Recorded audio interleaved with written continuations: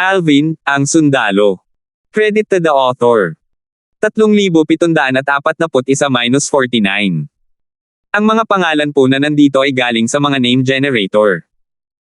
Kung meron man pagkakatulad sa mga pangalan ng tao o lugar at pangyayari, ito ay tunay na hindi sinasadya.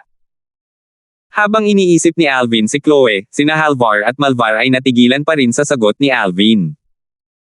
Natatakot sila na baka hanapin sila ng kapatid ko para makipag-ayos kung sakaling mamatay ako. Base sa mga salita ni Alvin, tila natatakot sina kataas-taasang Elder Feng at kataas-taasang Elder Jay na masaktan ang kapatid ni Alvin. Nangangahulugan ito na ang kanyang kapatid ay hindi isang ordinaryong tao, na nangangahulugang hindi rin isang ordinaryong tao si Alvin. Hindi nakakapagtaka na hindi agad pinatay ng dalawang matandang iyon si Alvin kahit na pinatay niya ang kanilang minamahal na mga disipulo. Tiningnan ni Malvar si Alvin nang may seryosong ekspresyon sa kanyang matambok na mukha at nagtanong, "Alvin, sino ang kapatid mo?" Tutal, kahit sina Malvar at Halvar ay kailangang mag-ingat sa isang taong maaaring manakot kina kataas-taasang Elder Feng at kataas-taasang Elder Jay. Ngumiti si Alvin at sumagot, "Malalaman mo rin sa hinaharap, kataas-taasang Elder Malvar." Malinaw na ayaw ibunyag ni Alvin ang pagkakakilanlan ng kanyang kapatid kaya hindi na itinuloy ni Malvar ang kanyang mga tanong. Sa sandaling ito, tumingin sina Halvar at Malvar kay Alvin ng may kakaibang tingin. Dati, iniisip lang nila na isa siyang junior na may mataas na talento. Paano pa nila siya matitigan ng ganito ngayong nalaman nilang ang kanyang kapatid ay isang taong kayang takutin pa ang kataas-taasang Elder Feng at kataas-taasang Elder Jay? Tumigil sa pag-uusap ang tatlo, at si Alvin ay umupo nang nakakross ang mga paa sa gilid upang magpahinga. Hindi nagtagal ay may narinig siyang mensahe.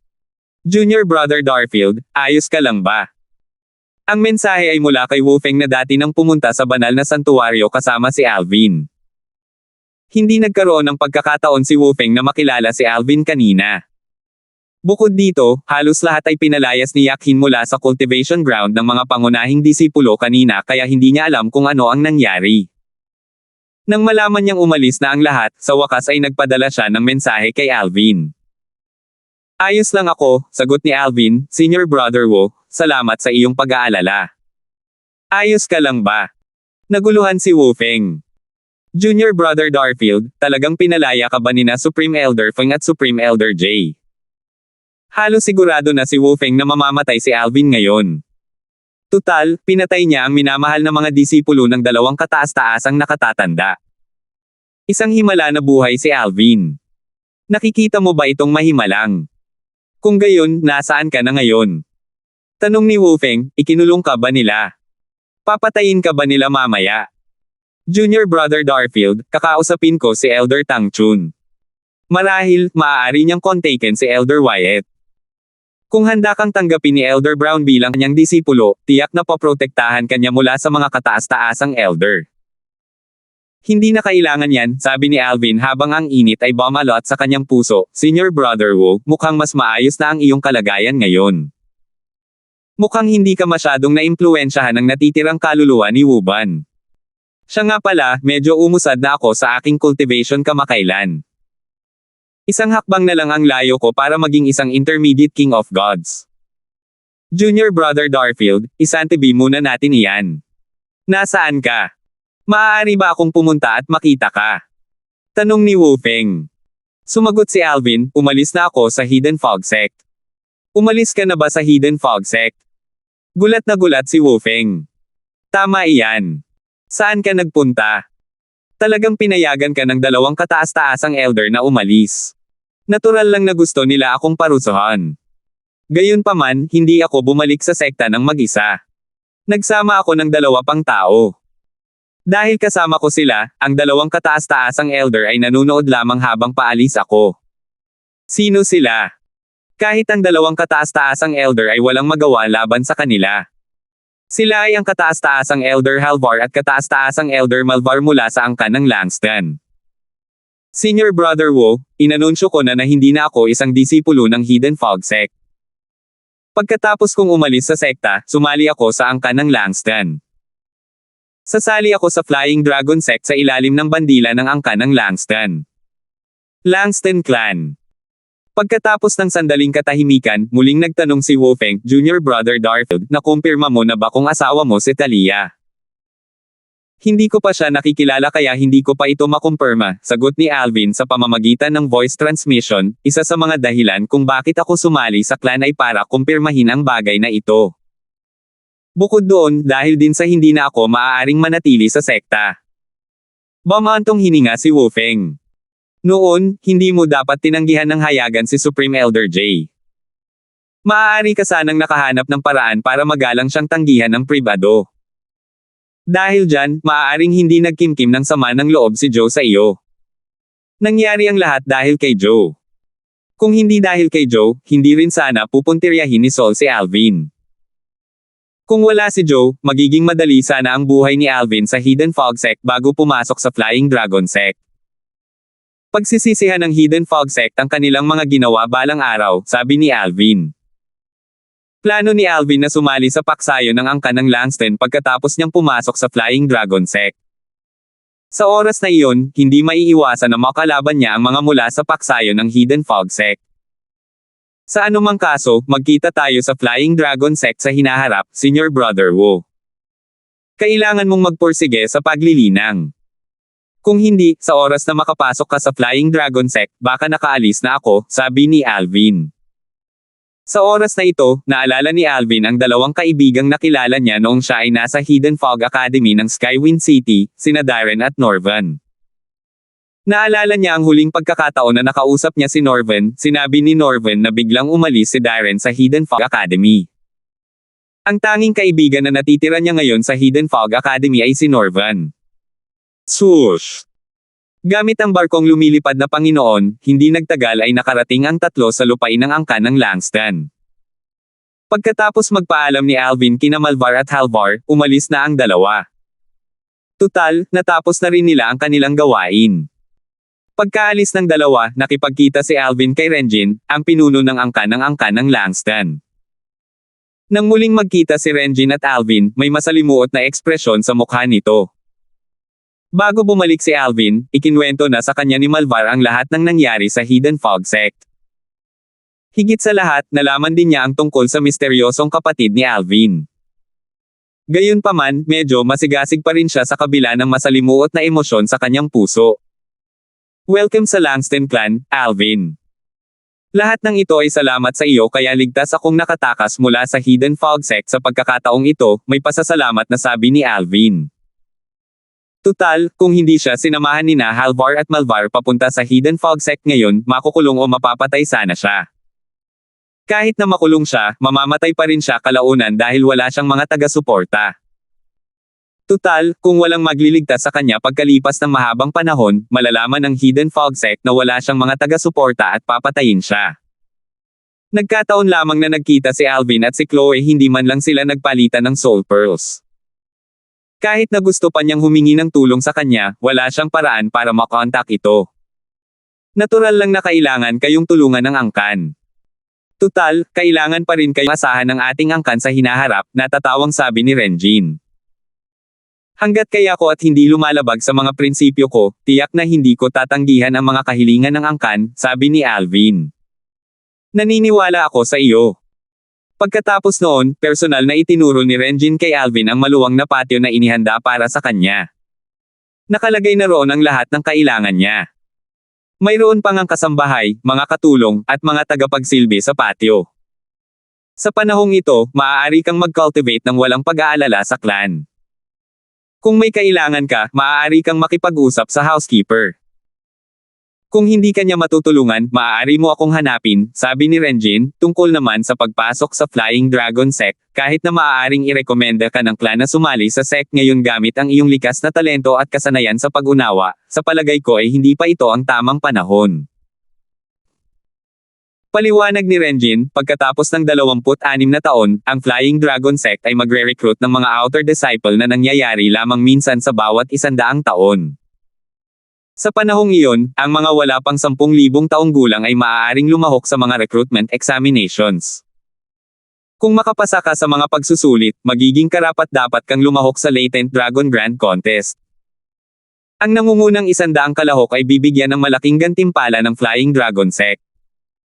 Ang gantimpala ng nangungunang tatlong kalahok ay mas malaki pa. Tanging ang mga bagong disciple na pumasa sa mga recruitment examinations ang maaaring lumahok sa Latent Dragon Grand Contest. Kaya naman, kung sasali ka sa sekta ngayon, hindi ka na makakalahok sa Latent Dragon Grand Contest. Pagkatapos ng isang paghinto, nagpatuloy si Renjin sa pagsasabing, para sa nakaraang Latent Dragon Grand Contest, ang nangungunang 10 kalahok ay ginantimpalaan ng Lord Breakthrough Divine Pills. Nakatanggap ako ng balita na ang mga gantimpala para sa nangungunang 10 kalahok sa paparating na paligsahan ay Lord Breakthrough Divine Pills din. Ang mga table toss ay isa lamang sa maraming gantimpala para sa mga nasa top 10. Hindi na kailangang sabihin, mas mataas ang iyong ranggo, mas malaki ang magiging gantimpala. Lord Breakthrough Divine Pill. Nagliwanag ang mga mata ni Alvin nang banggitin ni Renjin ang Lord Breakthrough Divine Pill. Ito ang dahilan kung bakit sa tingin ko dapat kang maghintay sa halip na sumali sa Flying Dragon Sect ngayon, sabi ni Renjin, natural lang, kung gusto mong sumali sa sekta ngayon, igagalang ko ang iyong kahilingan. 3,742. Bagamat ang mga auspicious pills ay kahanga-hanga, ang mga ito ay kapaki-pakinabang lamang para sa mga Diyos. Sa kabilang banda, sa mga divine pills na kapaki-pakinabang para sa mga hari ng mga Diyos, ang Lord Breakthrough Divine Pill ay isa sa mga pinakamahusay. Bagamat hindi mapapataas ng Lord Breakthrough Divine Pill ang cultivation base ng isang tao, maaari nitong alisin ang hadlang na maaaring makaharap ng mga advanced King of Gods kapag sinusubukang makalusot upang maging mga simpleng Lord of Gods. Ano man ang paraan ng cultivation ng isang tao, ang tableta ay magbibigay daan sa isang tao na madaling makalusot sa susunod na yugto. Batay sa kaalaman ni Alvin, ang Lord Breakthrough Divine Pill ay napakahirap pinuhin.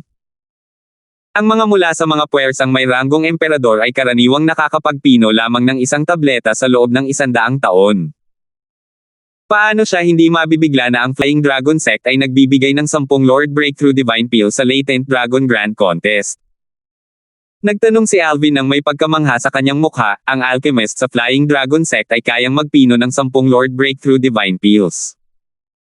Sumagot si Renjin nang may ngiti sa kanyang mukha, ang dating pinuno ng sekta ng Flying Dragon Sect ay nahuhumaling sa alchemy simula pa noong bata pa siya. Matapos siyang magretiro at maging isang Supreme Elder, nagkaroon siya ng mas maraming oras para mag-aral ng alchemy dahil nabawasan ng malaki ang kanyang trabaho. 1,000 taon na ang nakalilipas, nagkaroon siya ng malaking tagumpay. Hindi lamang niya nadagdagan ang kanyang rate ng tagumpay sa pagpino ng mga Lord Grade Divine Pills, kundi matagumpay pa niyang pinino ang Lord Breakthrough Divine Pills. Simula noon, naging sikat siya sa buong Eastern Ridge Mansion.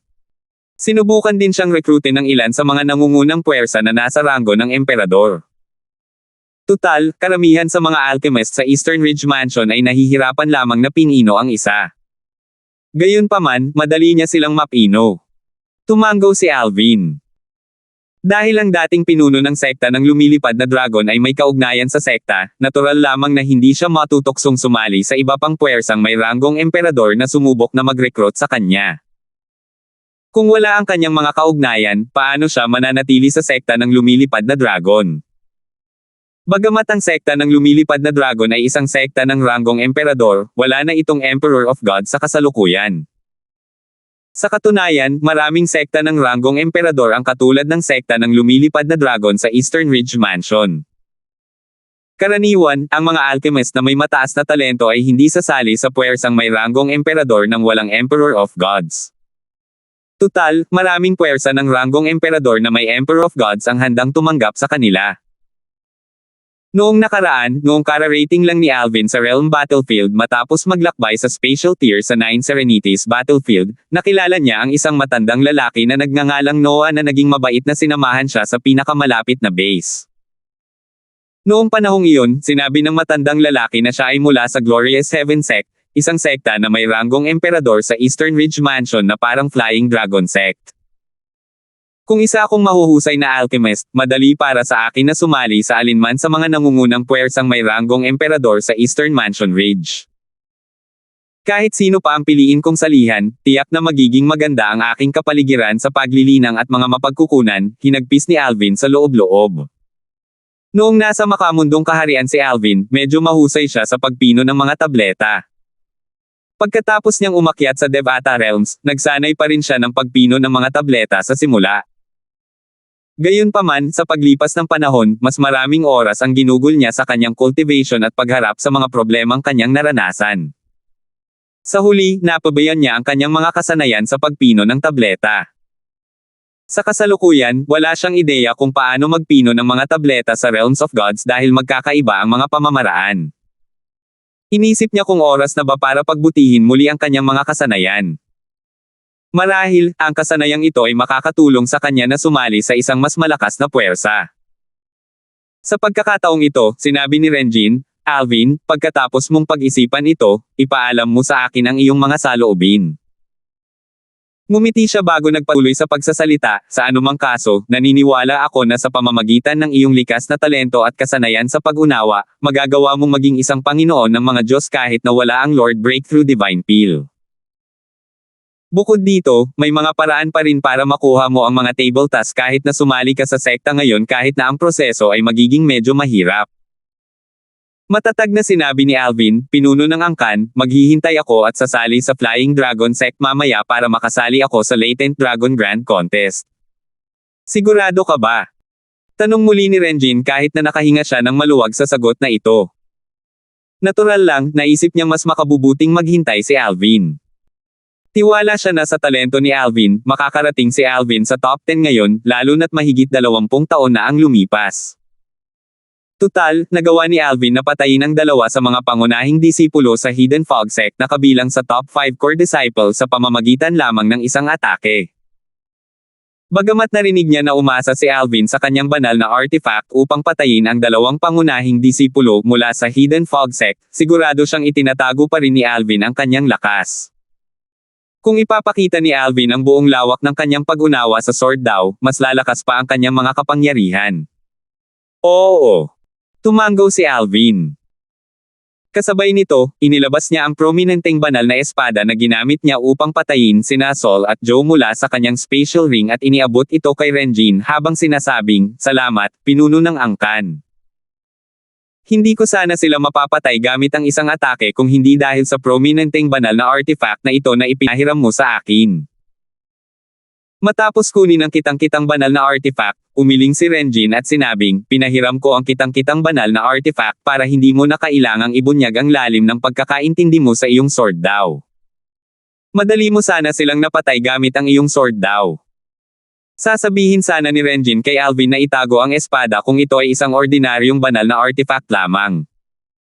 Sa kasamaang palad, kakaunti lamang ang kitang-kitang banal na artifact ng angkan ng Langston kaya hindi niya ito basta-basta maibibigay kay Alvin. Hindi niya alam na si Alvin ay hindi nagkukulang ng kitang-kitang banal na artifact. Sa katunayan, si Alvin ay mayroon pang ang isang kitang-kitang banal na artifact na may kumpletong kaluluwa ng artifact. "Alvin, tiwala akong mapabilang ka sa top 10 kahit man lang sa Latent Dragon Grand Contest. Maaari kang gantimpalaan ng isang prominenteng divine artifact kung mapabilang ka sa top 3. Madali para sa iyo na mapabilang sa top 10, ngunit mas mahirap mapabilang sa top 3 kahit na gamitin mo ang iyong sword daw. Hindi ka pinapayagang gumamit ng divine artifacts at external method sa Latent Dragon Grand Contest. Kahit na kaya mo, may mga kalahok din na nagtataglay ng prominenteng divine artifacts kaya hindi ka magkakaroon ng kalamangan. Dahil dito, dapat kang tumuon sa paglinang at pagtagumpayan sa panahong ito," nakangiting sabi ni Renjin. "Huwag kang mag-alala, pinuno ng angkan. Alam ko ito," sabi ni Alvin. Hindi siya kailanman naging kampante pagdating sa kanyang cultivation. Napakalayo na ng kanyang narating mula noong siya ay nasa makamundong larangan na umaasa sa kanyang lakas, katapos ng lahat. Tumango si Renjin. "Sige. Gagawin ng angkan ng Langston ang aming makakaya upang matulungan kang makamit ang isang tagumpay at maging isang intermediate na hari ng mga Diyos. Susubukan ko ring tulungan ka sa iyong batas ng kalawakan." Matapos magpasalamat si Alvin, umalis na si Renjin. Sa pagkakataong ito, isang matandang katulong ang bumati kay Alvin, "Young Master. Ang pangalan ko ay Vong. Inatasan ako ng pinuno ng angkan na maglingkod sa iyo sa susunod na mahigit 20 taon. Senior Fu, pasensya na sa abala," nakangiting sabi ni Alvin bago tumango sa mga katulong sa paligid. Pagkatapos, hiniling niya kay Vong na ihatid siya sa kanyang silid. Napakaluwag ng kwarto ni Alvin kaya kalahati lang ng laki ng gusali. May isang malaking kama at nakita niya ang isang mesa na puno ng mga perlas. Agad na naakit ang kanyang mga mata sa mga perlas. Nang makita ito, ipinaliwanag ni Vong, "Bata, ito ang mga floating images pearls na inihanda ng pinuno ng angkan para sa iyo." Naglalaman ang mga ito ng mga recording ng mga tunggalian sa pagitan ng mga hari ng mga Diyos o mas malakas pa na nakaunawa sa batas ng espasyo. Naantig si Alvin sa mga pagsisikap at pagiging maalalahanin ni Renjin. Pagkatapos, nagpadala siya ng mensahe kay Renjin upang muling magpasalamat. Ang mga floating image pearls ay naging bahagi ng koleksyon ng aming angkan ng Langston sa loob ng maraming henerasyon. Umaasa ako na magiging kapakipakinabang ang mga ito sa iyo kahit na hindi ito kasing kapakipakinabang ng mga banal na prutas na direktang makakatulong sa iyo sa batas ng kalawakan o mga tabletang bato na naiwan ng mga eksperto na nakakaintindi sa batas ng kalawakan. Sagot ni Renjin, "Kailangan nating pumunta sa mga silid ng batas ng kalawakan, ngunit hindi ito magiging kapakipakinabang sa iyo. Kung isasaalang-alang ang iyong pag-unawa, natatakot ako na ang karamihan sa mga silid ng batas ng kalawakan sa Eastern Ridge Mansion ay hindi magiging kapakipakinabang sa iyo. Magsisimula akong maghanap ng mga banal na prutas at mga tabletang bato na makakatulong sa iyo sa quadruple fused profundities." 3,743. Dahil may mga silid ng mga batas sa mga kaharian ng Devata, natural lamang na mayroon din nito ang mga kaharian ng mga Diyos. Nalaman ito ni Alvin pagkarating niya sa Profound Energy Land. Mayroong iba't ibang antas ng mga silid ng batas sa Realms of Gods. Karamihan sa mga silid ng batas ay kailangang itayo sa mga ugat ng mga banal na bato, at ang mga banal na bato ay kinakailangan upang panggatong sa mga silid kapag ginagamit ang mga ito. Ang mga antas ng mga banal na bato ang magtatakda ng mga antas ng mga silid. Ang silid ng mga batas na binisita ni Alvin sa templo ng titulo sa kaharian ng Devata noon ay ang pinakamababang antas ng silid, at ang kaalaman lamang sa mga pormasayon ang kailangan upang maitayo ito. Makakatulong lamang ito sa isang tao na maunawaan ang lalim ng antas ng kahusayan at mga ngailangan ng maraming banal na bato upang panggatungin ito. Kaya naman, gagamitin ng mga puwersang nasa antas ng hari ang ganitong uri ng silid upang maunawaan ng kanilang mga miyembro ang batas. Ang mga Chamber of Law na makakatulong sa isang tao na maunawaan ang mga fused profundities ay kailangang itayo sa mga ugat ng banal na bato. Kadalasan, tanging ang mga puwersang may ranggong Panginoon lamang ang nagmamay-ari ng mga minahan ng banal na bato na may mga ugat ng banal na bato. Hindi na kailangang sabihin, napakaraming banal na bato ang kailangan upang magamit ang mga silid ng batas na ito. Dahil dito, bihirang pahintulutan ng mga puwersang may ranggong Panginoon ang mga miyembro na pumasok sa mga silid ng batas na ito. Halimbawa, kahit ang mga pangunahing disipulo at matataas na opisyal sa angkan ng Langston ay hindi basta-basta makapasok sa silid ng batas sa kanilang angkan. Upang magamit ang silid ng batas, kailangan nilang kumuha ng espesyal na pahintulot. Ang isa ay mahahatulan ng kamatayan kung papasok sila sa silid ng batas sa angkan ng Langston nang walang pahintulot. Gayunpaman, batay sa mga salita ni Renjin, tila bibigyan niya si Alvin ng walang kondisyong pag-access sa silid ng batas ng angkan ng Langston. Alam ni Alvin na taos-puso ang mga salita ni Renjin kaya sinabi niya sa pamamagitan ng voice transmission, "Salamat, leader ng angkan." Kasunod nito, iniabot ni Vong ang kanyang soul pearl kay Alvin at yumuko bago umalis, "Young master, kontaken mo ako kung kailangan mo ako. Aalis na ako." Pagkaalis ni Vong, hindi agad nag-cultivate si Alvin. Sa halip, kinuha niya ang isang floating image pearl. Habang itinutuon niya ang kanyang isipan, isang parang totoong projection ang agad na lumitaw sa kanyang harapan. Nakita niya ang dalawang lalaking nag-aaway sa isang malawak na kapatagan. Isa sa kanila ay isang eksperto na nakakaintindi ng maraming triple fused profundities mula sa batas ng kalawakan. Kaya naman, labis siyang nabighani sa panunood ng projection. Matapos umalis si Alvin sa Hidden Fog Sect at bumalik sa angkan ng Langston kasama sina Halvar at Var, ang dalawang kataas-taasang matatanda ng angkan ng Langston, ang balita tungkol kay Alvin, isang pangunahing disipulo ng sekta, na umalis sa sekta at sumali sa angkan ng Langston, ay nagsimulang kumalat sa Hidden Fog Sect. Ang balita ay nagdulot ng malaking kaguluhan sa Hidden Fog Sect. Dahil hindi maraming tao ang nakakaalam ng mga detalye tungkol sa nangyari, natural lamang na nagalit sila sa kanilang nakitang pagtataksil ni Alvin. Isa si Alvin na walang utang na loob. Nabalitaan ko na hindi pinatay ni na Supreme Elder Feng at Supreme Elder Jay si Alvin matapos niyang patayin sina Senior Brother Saul at Senior Brother Joe dahil pinahahalagahan nila ang talento nito. Sino ang mag-aakala na hindi lang pala hindi nagpapasalamat si Alvin, kundi pinagtaksilan pa niya tayo at sumama sa angkan ng Langston. Nakakainis. Sayang, hindi ako sapat ang lakas. Kung hindi, papatayin ko ang walang utang na loob na bastos na iyon para sa Hidden Fog Sect. Karamihan sa mga miyembro ng Hidden Fog Sect ay galit na galit at inisip na si Alvin ay isang walang utang na loob. Hindi gaanong marami ang kumampi sa kanya. Sa katunayan, si Yakhin, ang pinuno ng sect ng Hidden Fog Sect, ay gumanap ng malaking papel sa pagmamanipula sa opinyon ng lahat. Tutal, galit na galit siya na hindi lamang nakatakas ng walang pinsala si Alvin matapos patayin sina Saul at Joe, kundi sumali pa si Alvin sa angkan ng Langston. Kaya naman, palihim niyang inutusan ang mga tao na suruan si Alvin upang ilabas ang kanyang galit. Dahil ito ay isang maliit na panlilinlang lamang, kahit na si Alvin ay nagmula sa isang pambihirang puwersa, malamang na hindi nila itutuloy ang bagay na ito. Bukod dito, dahil palihim niyang ginawa ang lahat, walang sinuman ang maaaring sisihin sa kanya. Sa isang sulok ng Hidden Fog Sect. Umalis na ba si Alvin sa Hidden Fog Sect? Sumali siya sa angkan ng Langston pagkatapos umalis sa sekta. Kailangan ko na agad magulat. Hindi nagtagal at nakapag-ulat na ang mga especially iyan ng 10,000 Devil Sect sa kanilang mga nakatataas sa 10,000 Devil Sect. Matapos matanggap ang balita, isang elder ang nagmadaling mag-ulat kay Landon, ang sect leader ng 10,000 Devil Sect. Nabigla si Landon sa balita. Pinagtaksilan ni Alvin ang Hidden Fog Sect at sumali sa angkan ng Langston. Matapos bumalik sa dati ang katinoan ni Landon, hindi na siya nag-aksaya ng oras at nagtungo na sa cultivation ground ni Zack upang kausapin si Tyson Kane, na bumalik mula sa Flying Dragon Sect. Si Tyson Kane ay isang intermediate Lord of Gods at isang inner elder ng Flying Dragon Sect. Bumalik siya sa 10,000 Devil Sect dahil sa pagkamatay ng kanyang disipulo, si Harold.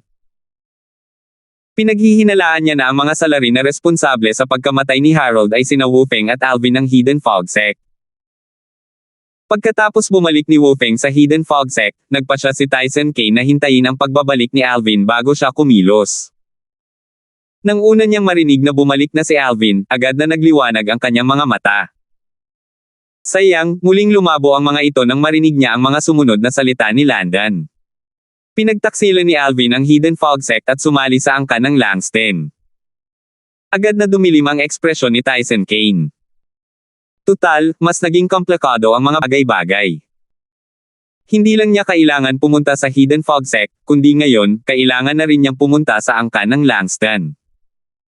Kakaiba na hindi agad pinatay ni na kataas-taasang Elder Feng at kataas-taasang Elder Jay si Alvin kahit na pinatay niya ang kanilang minamahal na mga disipulo.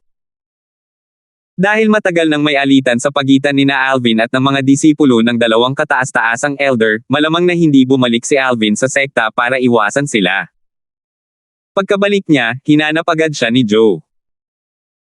Tiyak na ginawa na ni Alvin ang lahat ng kinakailangang paghahanda bago siya bumalik sa sekta, bulong ni Tyson Kane sa sarili, malamang na isinama ni Alvin ang mga miyembro ng angkan ng Langston pabalik sa sekta. Ang mga miyembrong sumama sa kanya ay maaari lamang maging kapatid ng pinuno ng angkan o ang kanilang mga kataas-taasang elder. Sa aking palagay, malamang na ang kapatid ng pinuno ng angkan na sumunod kay Alvin pabalik sa sekta. Tutal, nilinaw ni Alvin na gusto niyang habulin si Talia na ang ina ay kapatid ng pinuno ng angkan. Bagamat inanunsyo niya na hindi mag-aasawa ang kanyang anak na babae, dahil sa harap ng isang mahuhusay at may kakayahang kandidato tulad ni Alvin, hindi imposible para sa kanya na magbago ang kanyang isip. Tumango sina Landon at Zack bilang pagsang-ayon nang marinig nila ang mga haka-haka ni Tyson Kane. Bagamat halos tumpak ang mga haka-haka ni Tyson Kane, malinaw na wala siyang gaanong pagkakaintindi sa ina ni Talia at naniwala sa bulong-bulungan tungkol sa intensyon ni Alvin na habulin si Talia. Kapatid na lalaki, mahinang sabi ni Tyson Kane matapos huminga ng malalim, pumunta ka sa Hidden Fog Sect para sa akin at dalhin mo si Wu Feng sa akin. Sabihin mo sa sect na gusto ko si Wu Feng. Sigurado akong hindi nila ako tututulan o tatanggihan bilang isang inner disciple lamang. Pupunta ako sa angkan ng Langston at haharapin sila dahil tinatrato nila si Alvin na parang isang kayamanan. Hindi nila ibibigay si Alvin kung hindi ako sisipot. Matapos pumayag si Zack, agad na umalis si Tyson Kane patungo sa angkan ng Langston. Hindi na rin nag-aksaya ng oras si Zack at nagtungo na lamang sa Hidden Fog Sect. Swoosh! Naglakbay si Tyson Kane papunta sa angkan ng Langston gamit ang lumilipad na barko at lumipad sa bilis ng isang maunlad na Panginoon ng mga Diyos. May isip lamang ng isa kung gaano karaming banal na bato ang kailangan para mapuno ng gasolina ang lumilipad na barko. Hindi nagtagal at dumating si Tyson Kane sa angkan ng Langston. Nabahala ang mga miyembro ng angkan ng Langston na nagpapatrolya sa paligid ng ari-arian ng angkan ng Langston nang makita nila ang isang lumilipad na barkong Panginoon sa himpapawid. Isang elder ang lumapit at tinanong si Tyson Kane, nakabababa lang mula sa lumilipad na barko, Panginoon, maaari ko po bang malaman ang inyong pangalan? Ang mga nagmamay-ari ng mga barkong lumilipad na Panginoon ay tiyak na hindi ordinaryong tao. Kahit sa angkan ng Langston, mayroon lamang 2 barkong lumilipad na Panginoon. Ang isa ay kay Renjin Langston, at ang isa naman ay kay ninuno ng angkan. Hindi lamang mahal ang mga barkong lumilipad na Panginoon, kundi simbolo rin ito ng katayuan. Malakas na ipinahayag ni Tyson Kane. Isa akong inner elder ng Flying Dragon Sect. 3,744. Bagamat masasabi ng elder mula sa angkan ng Langston na si Tyson Kane ay hindi isang ordinaryong tao, nabigla pa rin siya nang malaman na si Tyson Kane ay isang inner elder ng Flying Dragon Sect, ang sect na may ranggong emperador na mas mataas sa angkan ng Langston. Pagbati, Panginoong Kwang, sabi ng matanda habang siya at ang kanyang mga nasasakupan ay yumuyuko. Hindi niya pinagdudahan ang pagkakakilanlan ni Tyson Kane dahil kakaunti lamang ang mga ngahas na magpanggap na isang panloob na matanda ng Flying Dragon Sect. Bukod pa rito, kasama ang barkong lumilipad na may gradong Panginoon, kumbinsido siyang hindi nagsisinungaling ang kabilang panig. Pagkaraan ng ilang sandali, nagtanong siya ng may kuryosidad, Panginoon Kwang, maaari ko bang itanong kung bakit ka narito sa angkan ng Langston? Nandito ako para makipagkita sa pinuno ng inyong angkan, si Renjin Langston. Walang pakialam na sabi ni Tyson Kane. Bilang isang panloob na elder ng Flying Dragon Sect, natural na mas mataas ang katayuan ni Tyson Kane kaysa kay Renjin. Kaya naman, nang malaman ni Renjin ang pagbisita ni Tyson Kane, agad siyang lumabas upang salubungin si Tyson Kane. Para maging isang inner elder ng Flying Dragon Sect, kailangan mo munang maging isang pambihirang intermediate Lord of Gods. Ang taong iyon ay itinuturing na hindi masama sa Flying Dragon Sect, maliban sa angkan ng Langston. Elder Tyson Kane, please come in, sabi ni Renjin habang nag-iimbita siya kay Tyson Kane. Maaaring hindi narinig ng elder ng Langston clan ang pangalan ni Tyson Kane, ngunit tiyak na narinig ni Renjin ang tungkol kay Tyson Kane. Ang mga miyembro ng pangkat ng 10,000 Devil sa Flying Dragon Sect ay pawang nagmula sa 10,000 Devil Sect. Bagamat walang anumang alitan sa pagitan ng pangkat ng Langston at ng pangkat ng 10,000 Devils, magkatunggali pa rin sila sa Flying Dragon Sect. Gayunpaman, hindi naglakas loob si Renjin na maging pabaya. Ano man ang mangyari, si Tyson Kane ay isang intermediate Lord of Gods at isang inner elder ng Flying Dragon Sect. Walang plano si Tyson Kane na pumasok sa lupain ng angkan ng Langston kaya't walang tono at prangka niyang sinabi, hindi naman kailangan yan. Isa lang ang dahilan kung bakit ako pumunta rito. Ano iyon? Naguguluhang tanong ni Renjin. Ano ang kakailanganin ng isang inner elder ng Flying Dragon Sect mula sa angkan ng Langston? Ano man iyon, sigurado siyang walang magandang maidudulot ang biglaang pagpapakita ni Tyson Kane. Pumunta ako dahil kailangan kong humiram ng isang miyembro ninyo, ang pinuno ng angkan na si Langston, nakangiting sabi ni Tyson Kane. Anong ibig mong sabihin, Elder Tyson Kane? Maging diretso ka naman, sabi ni Renjin nang may ngiti sa labi. Gusto kong ilayo si Alvin, sabi ni Tyson Kane habang tinitingnan niya si Renjin ng makahulugan. Hindi sana masyadong pinag-iisipan ni Renjin kung humingi ng ibang tao si Tyson Kane. Gayunpaman, kara-rating lang ni Alvin sa angka ng Langston hindi pa katagalan, ngunit dumating na si Tyson Kane para hanapin si Alvin. Hindi niya maiwasang mag-isip kung may kinalaman ba ang Hidden Fog Sect sa pagbisita at kahilingan ni Tyson Kane. Matapos itong pag-isipan muli, naisip ni Renjin na imposible ito. Ang tunggalian sa pagitan ng Hidden Fog Sect at ng 10,000 Devil Sect ay nagsimula maraming taon na ang nakalilipas at hindi nagpakita ng mga senyales ng paghupa. Ang kanilang puot ay napakalalim kaya ang kani-kanilang mga paksayon sa Flying Dragon Sect ay hindi nagpakawala ng anumang pagkakataon na maghanap ng mali sa isa't isa. Sa ganitong mga pangyayari, paano makakarating si Tyson Kane para sa Hidden Fog Sect? Elder Tyson Kane, maaari ko bang itanong kung bakit? Tanong ni Renjin nang makabawi siya ng kanyang katinoan. Kasabay nito, nagpadala siya ng mensahe kay Alvin at nagtanong, Alvin, alam mo ba kung bakit ka hinanap ni Tyson Kane, isang inner elder ng Flying Dragon Sect? Nang marinig ang mga salita ni Renjin, mabilis na nahinuha ni Alvin na si Tyson Kane ay narito dahil pinatay niya si Harold sa banal na santuwaryo na iniwan ng isang emperador ng mga Diyos. Alam niyang si Tyson Kane ay ang Panginoon ni Harold at ang nakatatandang kapatid din ng lolo ni Killian. Hindi balak itago ni Alvin ang katotohanan kay Renjin kaya ikinwento niya ang nangyari kay Renjin. Tutal, hindi niya na ipaliwanag ng maayos ang mga bagay-bagay, maaaring isipin ni Renjin na walang masama sa pagpapaalis kay Alvin kasama si Tyson Kane. Bagamat hindi mapapatunayan ni Tyson Kane na siya ang pumatay kay Harold, malamang napapatayin pa rin siya ni Tyson Kane. Tutal, mas mabuting maging maingat. Ano? Pinatay mo ang disipulo ni Tyson Kane. Base sa narinig ko, si Harold ang pinakabata at pinakamamahal niyang disipulo. Tinatrato niya si Harold na parang apo niya. Natural na nagulat si Renjin sa pag-amin ni Alvin. Hindi niya inaasahan na magiging ganito kadominant si Alvin. Hindi lang pinatay ni Alvin ang mga disipulo ng dalawang Supreme Elder mula sa Hidden Fog Sect, kundi pinatay pa niya ang minamahal na disipulo ng isang Inner Elder ng Flying Dragon Sect. Hindi na kailangang sabihin pa, si Tyson Kane ay naiiba kina Supreme Elder Feng at Supreme Elder Jay ng Hidden Fog Sect. Hindi lamang ang pagkakaiba sa kanilang katayuan, kundi pati na rin sa kanilang lakas. Kahit na magsanib puwersa ang apat na Supreme Elder ng Hidden Fog Sect, wala silang kalaban-laban kay Tyson Kane.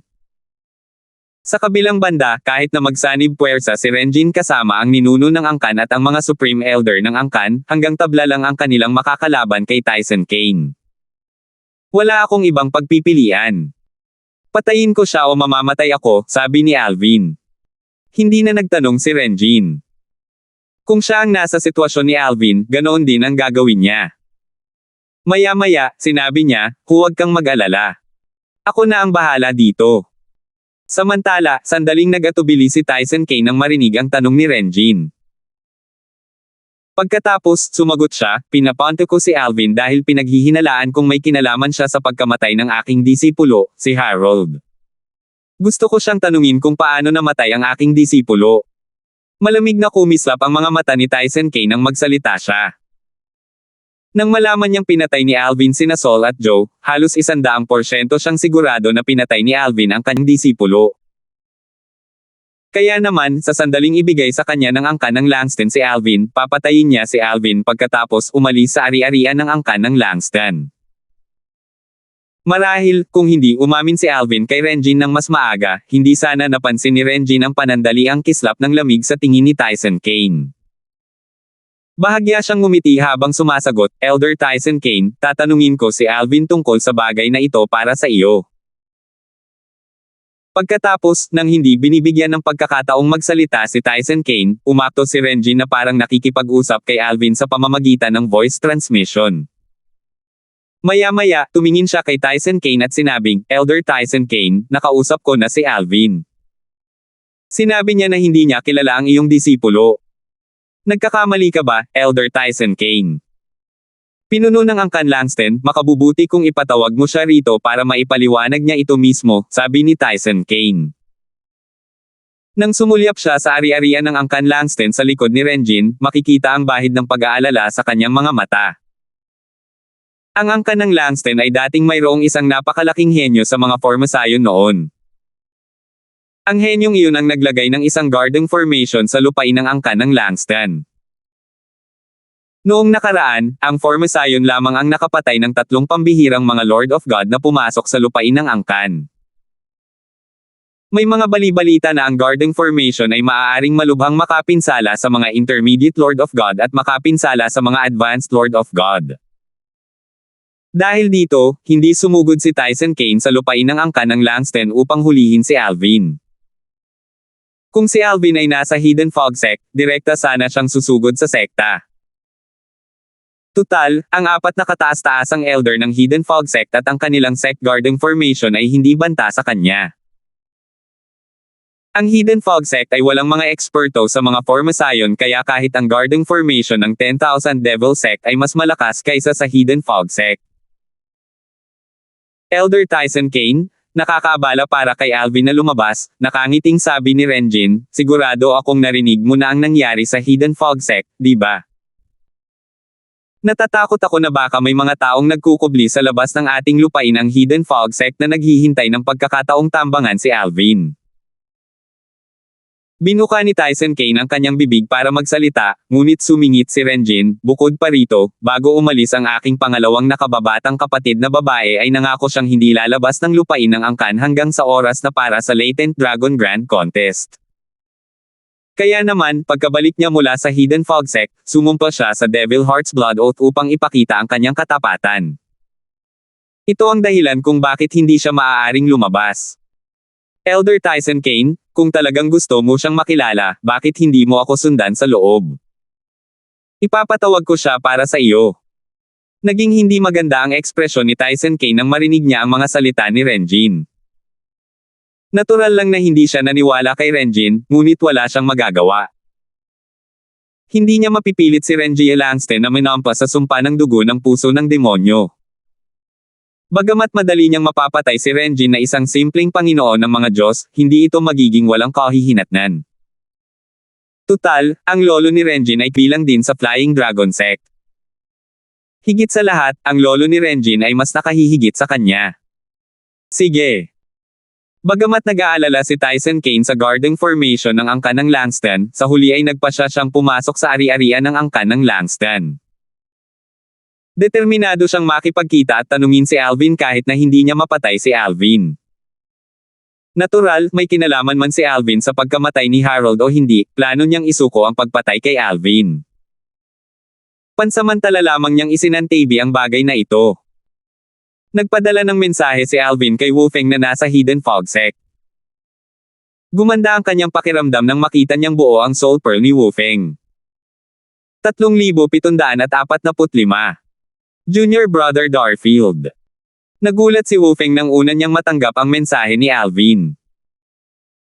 Malaki ang ipinagbago ng kanyang ekspresyon nang malaman niyang si Tyson Kane, isang inner elder ng Flying Dragon Sect, ay hinanap si Alvin sa angkan ng Langston. Dahil hinanap niya ako, natatakot ako na baka nagpadala rin siya ng mga tao para hanapin ka. Sa palagay ko ay nalaman nila ang tungkol sa akin dahil ginamit mo ang apelyido mo noong tinawag mo ako sa Divine Sanctuary. Magiging maayos din ako dahil nasa akin ang proteksyon ng Langston clan, pero nag-aalala ako na baka hindi maprotektahan ng Hidden Fog Sect. Ikaw. Bago sumali sa angkan ng Langston, maraming natutunan si Alvin tungkol sa angkan mula kay Wu Feng.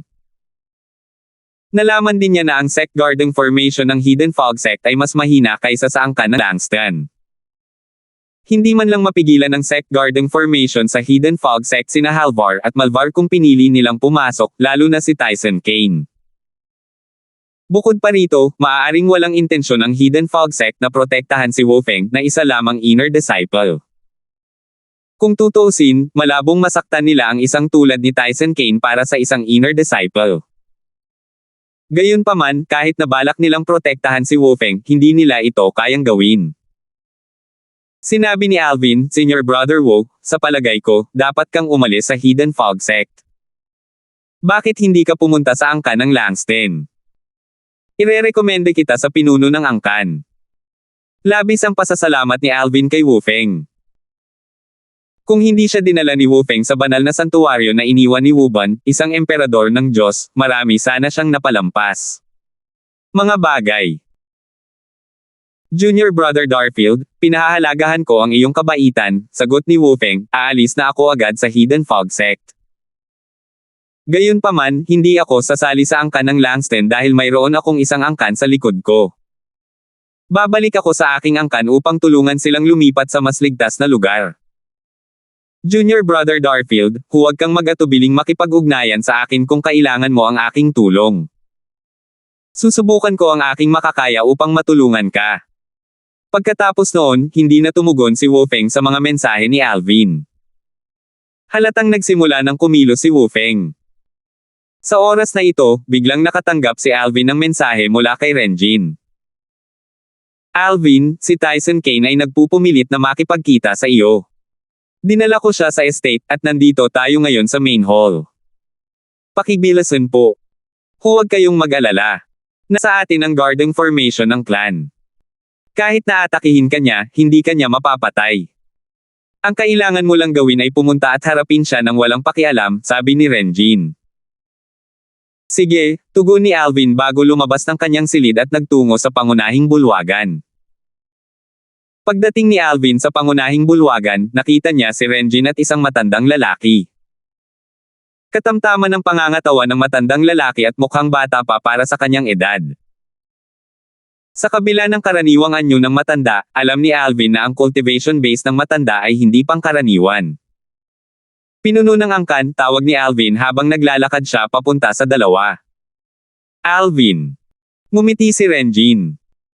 Pagkatapos, tumayo siya sa pagitan nina Alvin at Tyson Kane habang nakatalikod sa huli bago niya sinabi, ito si Elder Tyson Kane mula sa Flying Dragon Sect. Siya ay nagmula sa 10,000 Devil Sect at ngayon ay isang kilalang tao sa Flying Dragon Sect. Pagkatapos sabihin iyon, humarap si Renjin kay Tyson Kane at sinabing, Elder Tyson Kane, sigurado akong alam mo na ang tungkol kay Alvin. Tumango si Alvin kay Tyson Kane. Hindi nag-aksaya ng oras si Tyson Kane. Tiningnan niya si Alvin ng matalim at direktang sinabi, Alvin, ang aking nakababatang kapatid na si Zack, ay nagsabi na ang kanyang apo na si Killian ay nagsabi sa kanya na ikaw at si Wu Feng ng Hidden Fog Sect ang huling nakakita sa aking disipulo na si Harold na buhay. Nagkunwari si Alvin na nalilitong ekspresyon at sinabing, anong ibig mong sabihin, Elder Tyson Kane? Ngayon ko lang narinig ang pangalang Harold. Napagkamalan mo ba akong ibang tao? Kumunat ang noo ni Tyson Kane. Kung hindi niya alam, malamang ay naloko na siya ni Alvin. Imposibleng makakuha ng anumang pahiwatig mula sa ekspresyon ni Alvin. Kaya naman, hindi na siya nag-iingat sa mga salita at nagtanong, Alvin, pinatay mo ang disipulo ko, di ba? Agad na nagbago ang ekspresyon ni Renjin. Ikinumpas niya ang kanyang kamay, at isang malinaw na harang ang lumitaw, na naghihiwalay kina Alvin at Renjin mula kay Tyson Kane. Ito ang guarding formation ng angkan ng Langston. Nakaramdam agad ng lubos na kapanatagan si Alvin nang makita niya ang harang.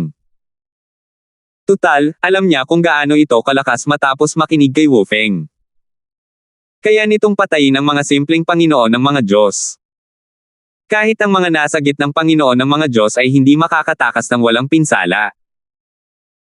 Tiningnan ni Tyson Kane si Renjin ng matalim at sinabing, pinuno ng angkan na Langston, masyado kang maingat. Sa kabila ng kalmadong ekspresyon sa kanyang mukha, nag-aalab ang galit sa loob ni Tyson Kane. Pakiramdam niya ay wala rin siyang magawa. Galit siya sa pagiging maingat ni Renjin, at pakiramdam niya ay wala siyang magawa dahil sa malinaw na harang. Sa katunayan, sa sandaling itanong niya iyon, gagawa siya ng hakbang para patayin si Alvin. Hindi niya inaasahan na mabilis na magre-react si Renjin. Matapos niyang gamitin ang kanyang banal na kamalayan upang suriin ang harang, natuklasan niya na wala siyang paraan para malagpasan ito. Dahil dito, hindi na siya kumilos. Elder Tyson Kane, sinabi mo sa akin na gusto mo lang tanungin si Alvin, sabi ni Renjin. Hindi niya itinago ang kanyang pagkadismaya nang magsalita siya. Patuloy niyang sinabi sa mahinang boses, pinatawag ko lang si Alvin dito dahil naniniwala ako sa iyong katapatan. Humihingi ako ng paumanhin. Hindi maiiwasan na kikilos ako ng padalos-dalos kapag naiisip ko ang aking disipulo na namatay ng walang kabuluhan, walang muwang na sabi ni Tyson Kane. Pinakalma niya ang kanyang umaagos na banal na enerhiya bago tumingin kay Alvin at sinabing, "Alvin, umaasa talaga akong wala kang kinalaman sa pagkamatay ng aking disipulo. Kung hindi, hindi ka mapoprotektahan ng angkan ng Langston o ng Hidden Fog Sect." Pagkatapos sabihin iyon, tumalikod si Tyson Kane at lumabas ng pangunahing bulwagan. Umapaw ang kanyang banal na enerhiya habang nagbabanta bago lumabas ng pangunahing bulwagan. "Nabalitaan kong plano mong sumali sa Latent Dragon Grand Competition ng Flying Dragon Sect. Magkikita tayong muli sa oras na iyon." Nanatiling kalmado si Alvin mula simula hanggang katapusan, hindi nababahala sa mga banta ni Tyson Kane. Sa kanyang mga mata, si Tyson Kane ay isa lamang maliit na balakid sa kanyang landas. Kung hindi niya malalampasan ang isang maliit na balakid, paano niya ililigtas ang kanyang asawang si Kelly, makalipas ang 300 taon?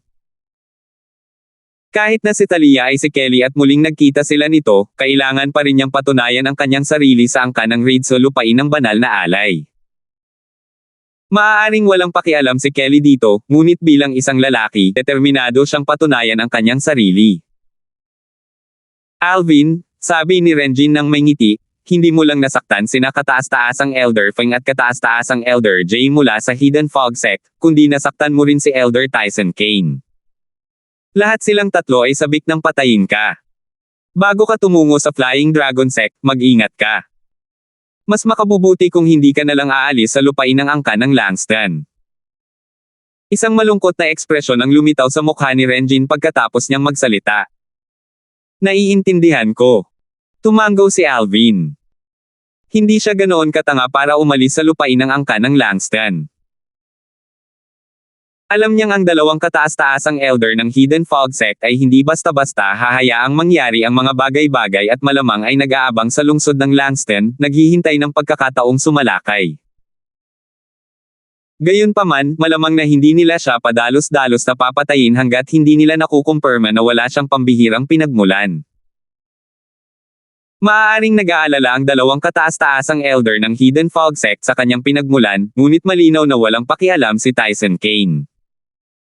Batay sa nakita ni Alvin kanina, papatayin sana siya ni Tyson Kane ng direkta kung bibigyan ng pagkakataon. "Hindi ko inaasahan na makakasakit ako ng damdamin ng isang taong tulad niya bago pa man ako sumali sa Flying Dragon Sect," bumantong hininga si Alvin sa loob-loob niya. Gayunpaman, kahit na walang Tyson Kane, ang mga mula sa Hidden Fog faction sa Flying Dragon ay ituturing pa rin akong kaaway nila. "Ano?" Nakataka si Wu Feng. Ilang sandali matapos makarating si Tyson Kane sa 10,000 Devil Sect, nakatanggap siya ng mensahe mula kay Zack.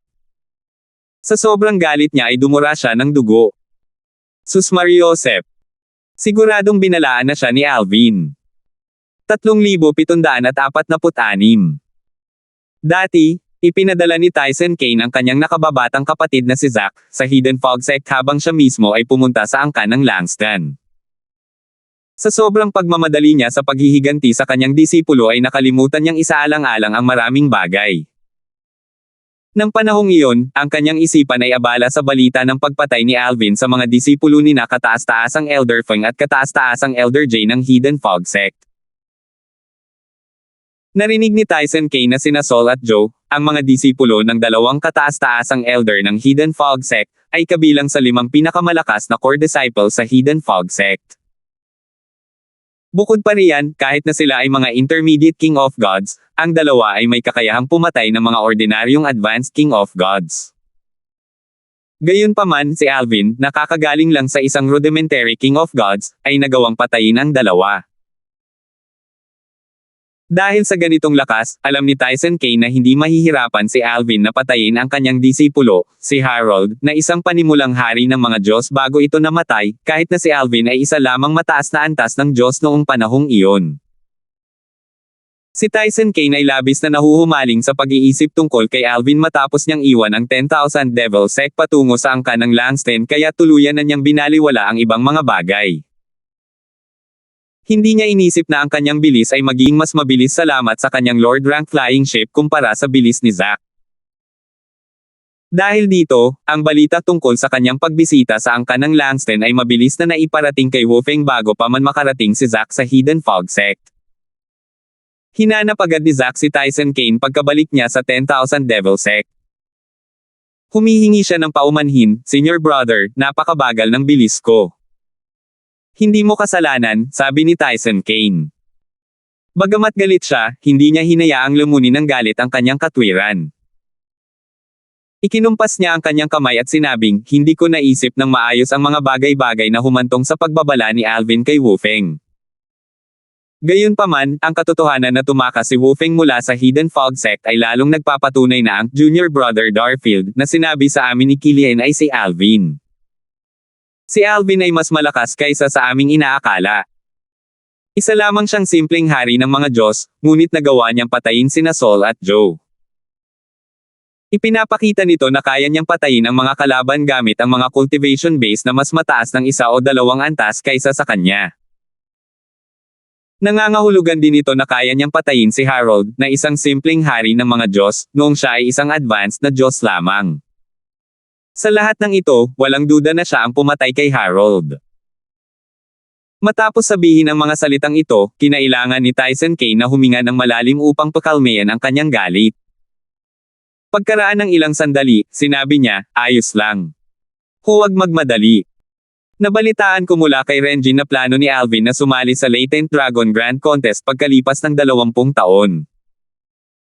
Dahil plano niyang sumali sa Flying Dragon Sect, magkakaroon ako ng maraming pagkakataon para patayin siya kapag sumali na siya sa sekta. Hindi ko siya maaaring hayaang lumakas kaya papatayin ko siya sa sandaling pumasok siya sa sekta."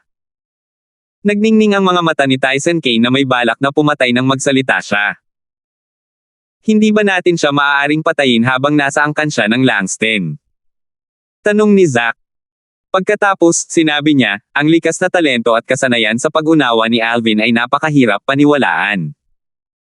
Mas makabubuting patayin na lang siya ng mas maaga kaysa sa huli." Kahit hindi pa nakikilala ni Zack si Alvin noon, marami na siyang narinig tungkol kay Alvin.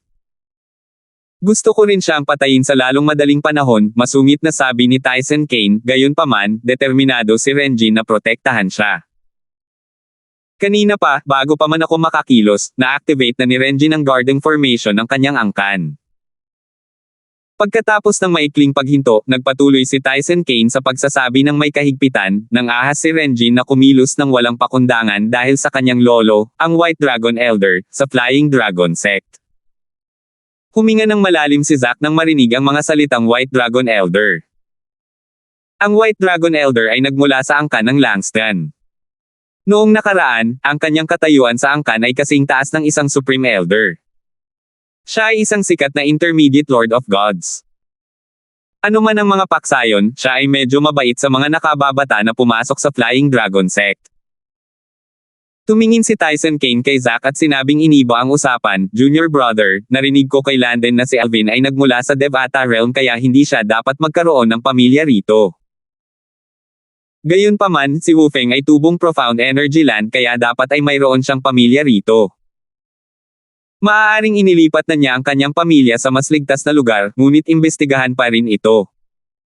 Kung mahuhuli natin ang kanyang pamilya, maaari natin siyang takutin." Pagkatapos ng isang paghinto, nagpatuloy siya sa pagsasalita, "Ako naman, babalik muna ako sa Flying Dragon Sect para maghanda para sa kasal ng aking disipulo dahil wala nang saysay na manatili ako sa 10,000 Devil Sect." "Huwag kang mag-alala, senior brother," seryosong sabi ni Zack, "kahit na ilipat niya ang kanyang pamilya, gagawin ko ang lahat para mahanap sila." Nang marinig ito, tumango si Tyson Kane nang nakangiti at sinabing, "Kung gayon, kailangan kitang abalahin, junior brother. Ang piging ng kasal para sa aking disipulo at sa anak na babae ng pangalawang pinuno ng sekta na si Brown ay dapat nagaganapin sa loob ng 3 buwan. Magpapadala ako ng imbitasyon sa iyo at kay Landon. Isama ninyo sina Killian at Po Jun upang dumalo sa kasal," sabi ni Tyson Kane. Pagkatapos umalis ni Tyson Kane, nasa sabik na bumulong si Zack sa sarili, dahil ang disipulo ng nakatatandang kapatid ay ikakasal sa anak na babae ni Vice Sect Leader Zhu, tiyak na tataas ang katayuan ng ating 10,000 Devil Sect. Dahil dyan, masusugpo natin ang Hidden Fog Sect. Nang sa wakas ay kumalma na si Zack, umalis siya upang hanapin si Landen upang pag-usapan ang paghahanap kay Wu Feng at sa kanyang pamilya. Langston Clan.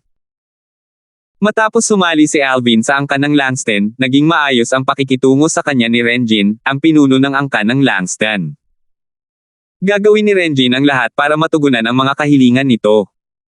Dahil dito, mataas ang tingin niya kay Langston Renjia at sa angkan ng Langston. Sa panahong ito, nanatili si Alvin sa lupain ng angkan ng Langston at nag-focus sa kanyang cultivation. Sa kasamaang palad, kahit na sa tulong ng iba't ibang divine pills at divine fruits, hindi naging mabilis ang kanyang cultivation.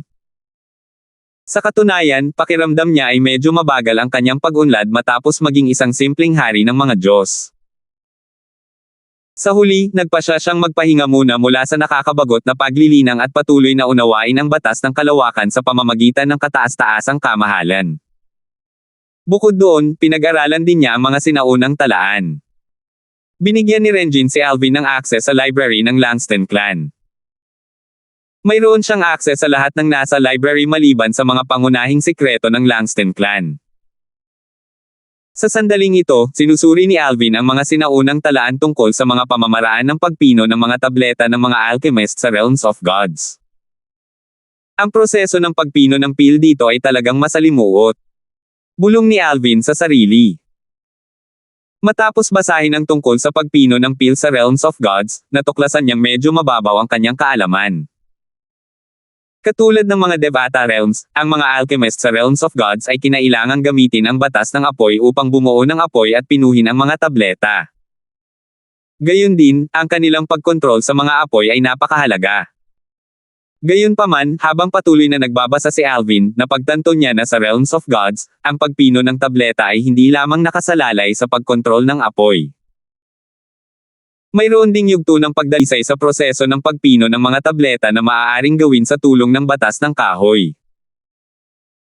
Kayang-kaya pang kumuha ng enerhiya ng sigla ang mga mahuhusay na alchemist, na katulad ng enerhiya mula sa banal na puno ng buhay, na nasa enerhiya ng espiritu ng langit at lupa at lagyan ito ng mga tableta. Mapapataas nito ang kadalisayan ng mga tableta, at kapalit nito, mapapabuti ang kalidad at bisa ng tableta. Bahagyang nagulat si Alvin. Alam niya na ang mga kaharian ng mga Diyos ay may mga banal na puno ng buhay, at alam niya ang tungkol sa enerhiya ng sigla mula sa mga banal na puno ng buhay. Kung tutuusin, mayroon din siyang banal na puno ng buhay sa kanyang maliit na mundo. Gayunpaman, hindi niya inaasahan na ang enerhiya ng sigla ay maaari ring makuha mula sa enerhiya ng espiritu ng langit at lupa sa mga kaharian ng mga Diyos. Sa Realms of Gods, ang unang yugto ng pagpipino ng mga tableta ay nakasalalay sa batas ng apoy, ang gitnang yugto ay nakasalalay sa batas ng kahoy, at ang huling yugto ay nakasalalay sa batas ng buhay. Matapos basahin ito, napagtanto ni Alvin na mayroon siyang mga batas na kinakailangan upang maging isang henyong alchemist. Hindi maraming tao ang katulad niya. Tunay siyang pinagpala ng langit. Sa isang laban, ang mas malalim na pag-unawa sa batas at mga fused profundity ay magiging kapaki-pakinabang. Gayunpaman, sa usapin ng pagpino ng mga tableta, ang mga fused profundity mula sa batas ng apoy ay walang silbi. Bukod dito, ang mga fused profundity ay maaaring maging sanhi ng pagiging hindi matatag na temperatura, na magdudulot ng pagkabigo sa pagpino ng mga tableta. Gayunpaman, hindi dapat maging problema ang paggamit ng fused profundity upang painitin ang kaldero sa unang yugto hanggat maingat ang isa. Makakatipid ito ng maraming oras. Ganito rin ang batas ng kahoy at batas ng buhay. Sapat na ito hanggat nauunawaan ng isa ang mga lalim hanggang sa antas ng kahusayan. Sa madaling salita, kung gusto kong pahusayin ang mga tableta, hindi ko na kailangang mag-aksaya ng masyadong maraming oras sa pag-unawa sa batas ng apoy, sa batas ng kahoy, at sa batas ng buhay. Ang batas ko ng apoy ay nasa pamantayan. Kung tungkol naman sa batas ko ng buhay, naunawaan ko na ang lalim hanggang sa unang yugto.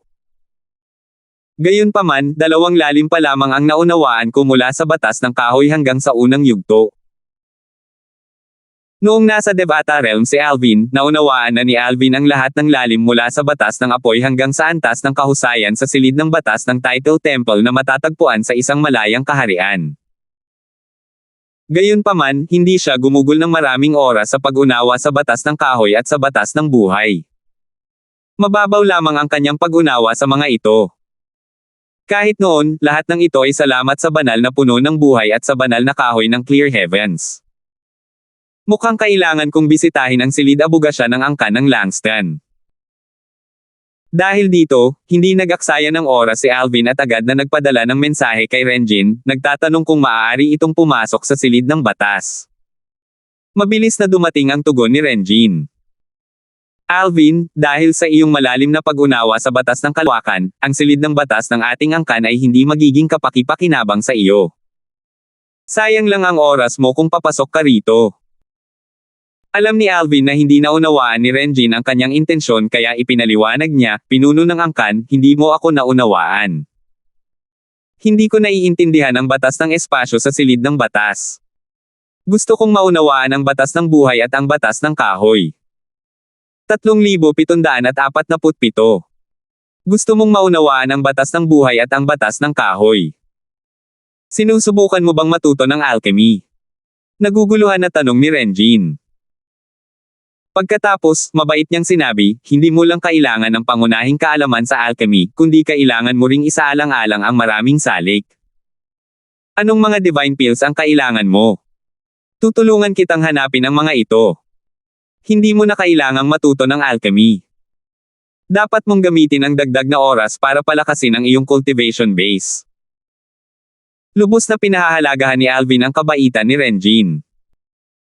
Bamantong hininga siya, pinuno ng angkan Langston, naabot ko na ang isang bottleneck sa aking cultivation kaya kailangan ko ng pahinga. Kahit na ganoon, ang aking isipan ay puno ng mga iniisip tungkol sa cultivation kahit na hindi ako makapag-cultivate. Hindi ito mabuti para sa aking cultivation kaya kailangan kong ilipat ang aking focus sa ibang bagay. Sabi ni Renjin, kung alam mo lang ang ginagawa mo, sasabihin ko kay Vong na ibigay sa iyo ang token para makapasok sa silid ng batas at akayin ka papunta roon. Si Vong ang kasambahay na inayos ni Renjin para pagsilbihan si Alvin. Salamat, pinuno ng angkan na Langston, tugon ni Alvin. Pagkalipas ng halos 15 minuto, umalangaw-ngaw ang boses ni Vong sa labas ng kwarto ni Alvin. Young Master Darfield, nakuha ko na ang access token mula sa pinuno ng angkan. Pakisabi naman po sa akin kung kailan ninyo gustong pumunta sa Chamber of Law. Binuksan ni Alvin ang pinto ng silid at sinabing, Tara na. Sabik na maunawaan ni Alvin ang batas ng buhay at ang batas ng kahoy. Gusto niyang maunawaan ang mga lalim hanggang sa antas ng kahusayan sa lalong madaling panahon. Gayunpaman, wala siyang balak na maunawaan ang kanilang mga fused deputies sa ngayon. Ang batas ng kalawakan ang mananatiling pangunahing batas niya. Bukod dito, isang batas lamang ang magagamit ng isang tao sa isang laban. Young Master Darfield, sumunod ka sa akin, sabi ni Vong habang inihahatid niya palayo si Alvin. Pinangunahan ni Vong si Alvin sa lupain ng angkan ng Langston bago sila tuluyang nakarating sa isang malawak at bakanteng espasyo. May mga tao sa maliliit na grupo sa lugar, maingat na pinagmamasdan ang kanilang paligid. Batang Panginoon Darfield, dito matatagpuan ang mga silid ng batas ng ating angkan. Nasa ilalim ng lupa ang mga silid na ito. Matapos ipakita ang access token sa grupo ng mga taong lumapit sa kanila, inakay ni Vong si Alvin sa isang hagdanang nakatago sa likod ng isang platapormang bato na patungo sa ilalim ng lupa. Napansin ni Alvin ang hagdanan at ang mga dingding sa magkabilang gilid ay inukitan ng masalimuot na mga disenyo.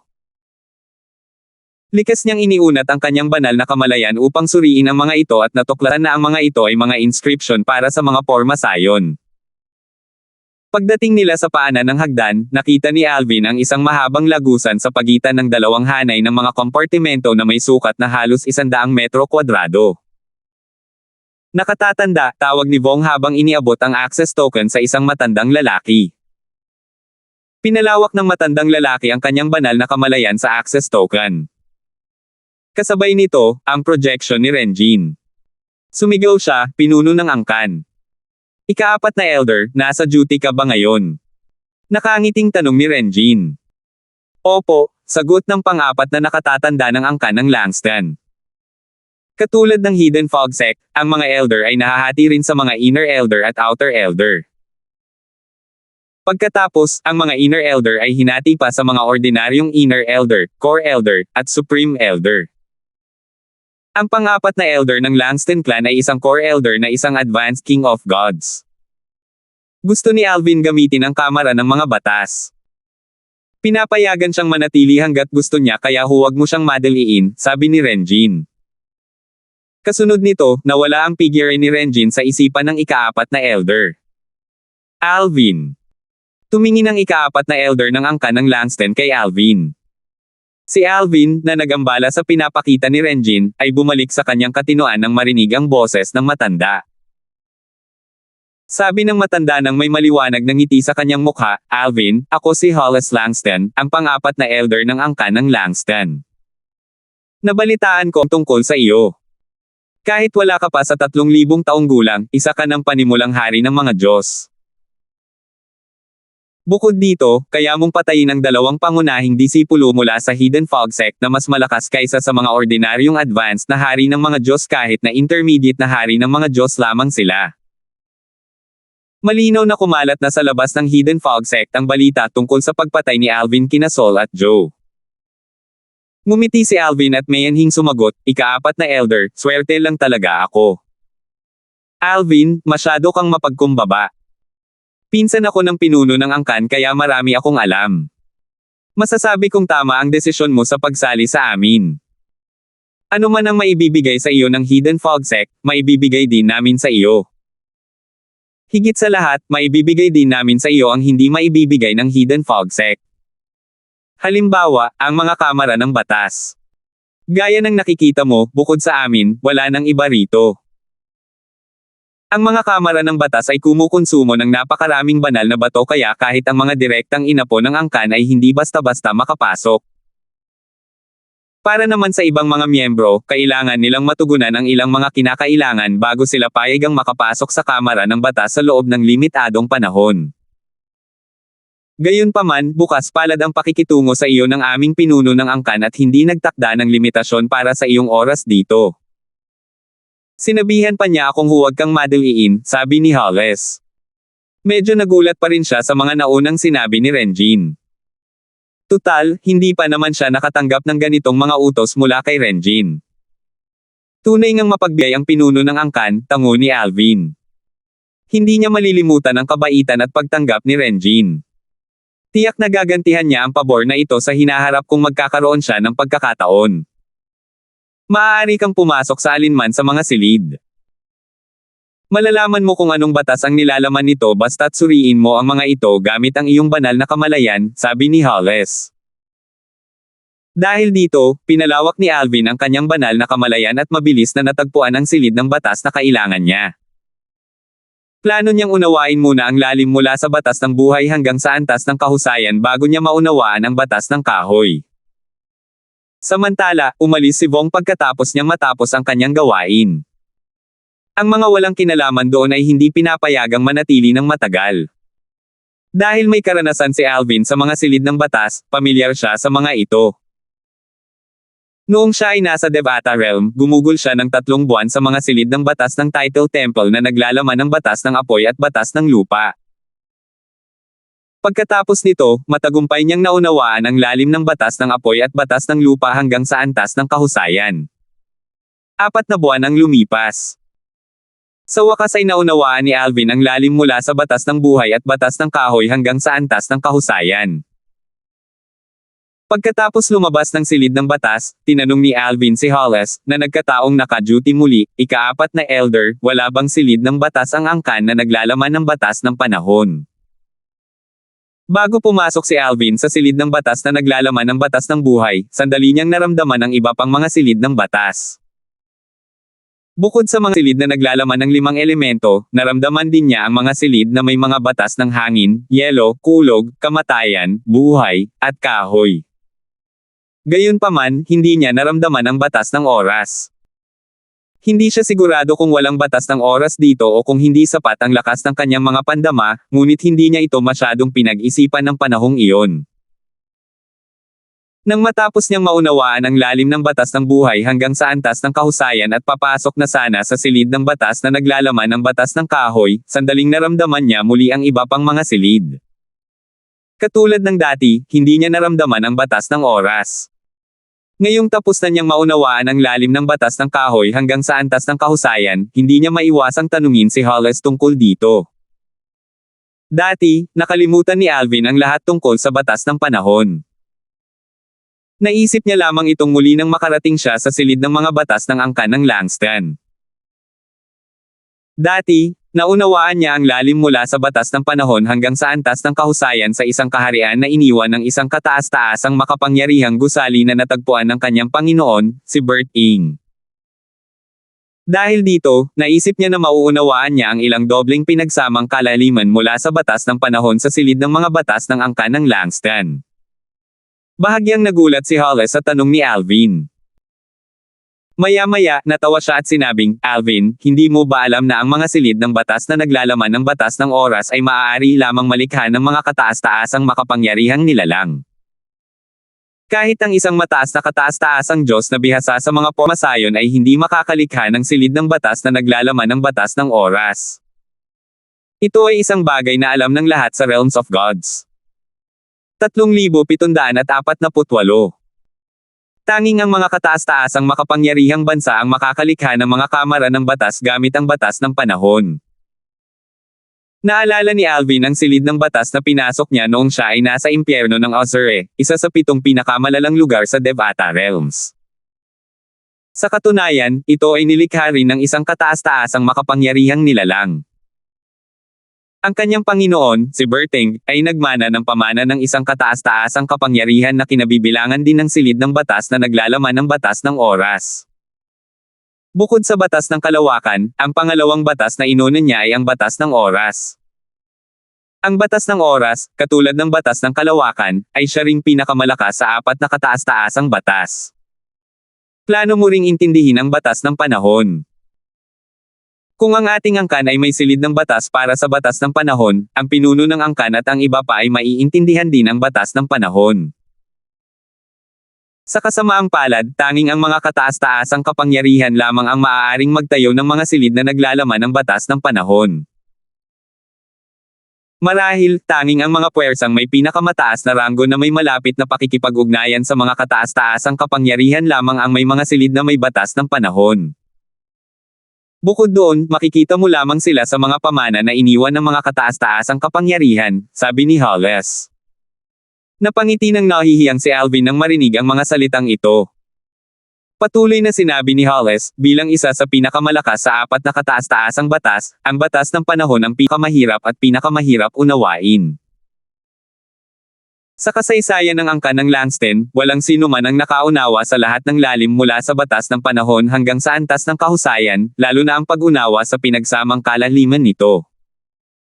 Hindi naman sa walang sino man ang nag-isip na maging dalubhasa sa batas ng panahon. Gayunpaman, ang mga hari ng mga Diyos na gustong gawin ito ay walang oras para magtuon sa pag-unawa sa batas ng panahon. Tutal, kailangan nilang maghanda para sa mga kapigatian sa langit. Sa mga kaharian ng mga Diyos, tanging ang mga may talento o ang mga mapalad na makakuha ng banal na bunga ng panahon o ng batong tableta ng batas ng panahon ang makakaunawa sa batas ng panahon. Para sa karamihan ng mga tao, doble ang pagsisikap na kakailanganin nila kumpara sa ibang mga batas para maunawaan ang batas ng panahon. Tumango si Alvin. Naisip niya kung gaano siya kaswerte na nakapasok sa silid ng batas ng panahon na iniwan ng isang kataas-taasang makapangyarihang nilalang sa impyerno ng Ozure. Kahit ang mga mula sa kaharian ng mga Diyos ay maaari lamang mangarap ng ganitong pagkakataon. Naisip niya na may katuturan ang mga salita ni Hollis. Tutal, ang mga hari ng mga Diyos ay nakikipagkarera laban sa oras. Kailangan nilang tiyakin na sapat ang kanilang lakas upang harapin ang mga kapigatian sa langit bawat 1,000 taon. Kung hindi, mamamatay sila. Bukod dito, kung tatanggi silang maging hari ng mga Diyos, hangad lang lamang ito sa kanilang paglilinang. Mananatili silang mahina magpakailanman. Kahit na maunawaan nila ang batas ng panahon, hindi ito magbibigay sa kanila ng kalamangan dahil sa kanilang mababang base ng paglilinang. Sa oras na ito, isang boses ang umalangaw-ngaw mula sa hagdan. Batahang Panginoon Darfield. Si Vong iyon. Nang lumabas si Alvin mula sa silid ng kahoy at natuklas ang walang silid ng oras, nagpadala siya ng mensahe kay Vong, hinihiling na pumunta rito. Tutal, hawak ni Vong ang access token kaya kailangan niya si Vong para akayin siya palabas ng lugar na ito. Ika-4 na Elder, salamat sa pagsagot sa mga tanong ko. Dahil nagawa ko na ang dapat kong gawin dito, aalis na ako, sabi ni Alvin, habang nagpapaalam kay Hollis bago ito umalis kasama si Vong. Sige. Tumanggaw si Hollis at ngumiti habang pinapanood niyang umalis si Alvin.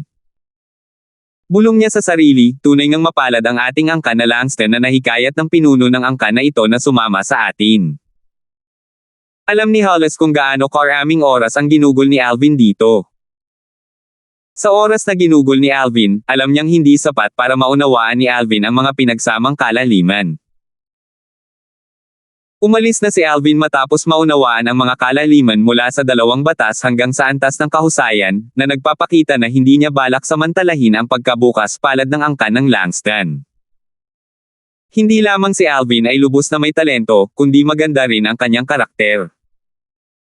Kaya naman, naisip niya na mapalad ang angkan ng Langston na magkaroon ng ganitong miyembro. Pagkabalik ni Alvin sa kanyang silid, inilabas niya ang Divine Pill Cauldron na dati niyang nakuha mula sa labi ng isang Realm of Gods. Sa katunayan, nakakuha siya ng 2 Divine Pill Cauldron mula sa labi ng isang Realm of God na kanyang natagpuan sa Devata Realm.